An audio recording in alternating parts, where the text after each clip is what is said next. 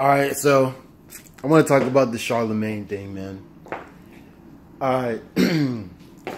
A lot of this stuff was happening, like that rape culture shit was happening for a long, long time. You could go back into movies from the 80s, the 70s, and just see the type of, even the 90s, the type of mentality men had towards women.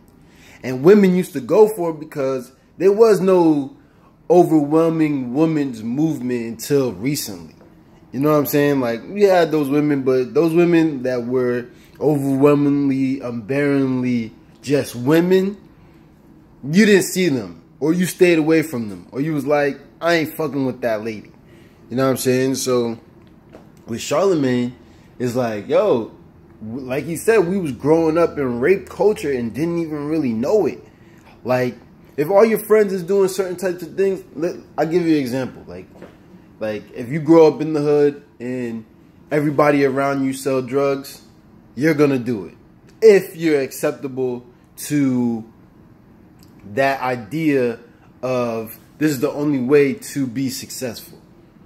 But you could also be smart and sell drugs and be like, I'm only going to do this until I can do something better. But anyway, that's neither here or there. So you're influenced by the environment and the people that are around you and that are doing what you want to do. And if you think that somebody's getting ladies and then he's telling you how he gets ladies, you think that that is acceptable if you don't go to somebody else and gauge how that's being done. You know, people be like, oh, you know, he was in his 20s or he was 25, 26, 27. You know what I'm saying? I'm not 26 or 27, but 25, 24, 23. We all know that the human brain is not fully developed until 25. You're not fully mature till you're 25, right? But we fail to realize these things, and we fail to look at these things objectively, and it's just quick to just jump down people's throat and destroy their lives based off of the previous mentality that they had.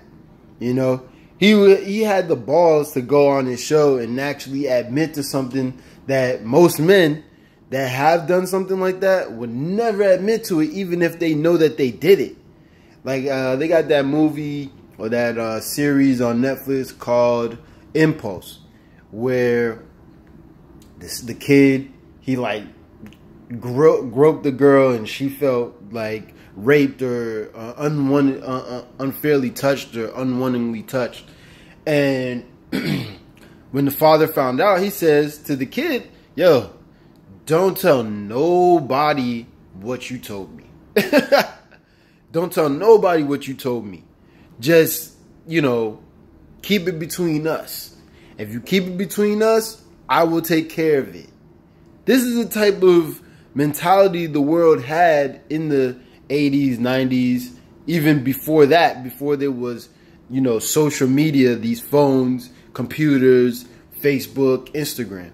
And we got to realize, like, yo, a lot of these people that are famous now had a past. You know what I'm saying? I mean, those type of people created the people like Tekashi or X or, you know, Chief Keef or Waka Flocka or Gucci Man when they was in their primes, when they was doing the Brick Squad and all that shit.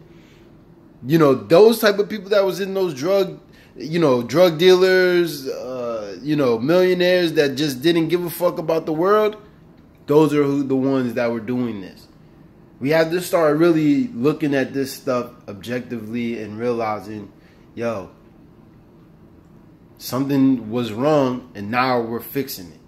We don't have to hold people accountable for their ignorant mistakes because God didn't hold you accountable to that. If he did, you wouldn't be here. You know what I'm saying? Yeah, I know most people that sit here on Twitter, sit on Instagram, sit on YouTube on their high horse, they've done some shit. And they might not be as successful to where somebody coming out and saying, yo, you did this, you did this. So you got to really pay attention to what you're doing and stop throwing these stones. You know what I'm saying? You got to stop throwing these stones.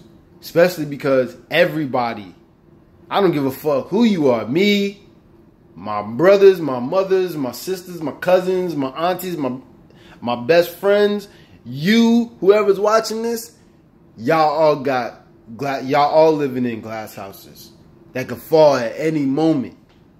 Man, I don't know anybody that's righteous out here. And until I find somebody that's righteous,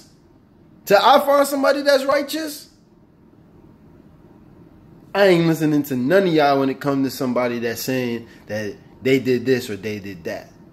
Period. We got to really just stop jumping on these fucking bandwagons. It's just because these niggas with 100,000 followers get on their soapbox, hundreds of thousands of followers, millions of followers, start to tell they followers, yo, I'm not fucking with this guy, so you shouldn't.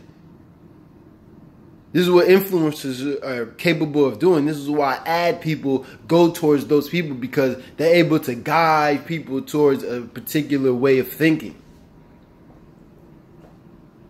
This is very important that y'all think about this stuff when you really look at how things are being descended on. Right? And then, you know, I seen a brother talking about how, oh, Angela Rye and Amanda Seals and Angela Yee, they're strong women and they should stand up for Charlamagne. Let me tell y'all something about these women right here, right? I know it's not a popular thing because, you know, people love them. But yo, there's a reason why these women are single in their late 30s, early 30s, late 30s, early 40s. There's a reason. There's a reason. If they was compatible with men, they would be with a man. They would have a man. So don't try to get on their shit because they with somebody that's doing something. Because trust me, if they had a man, they would have never fucked with Charlamagne at all. Not period. Ever.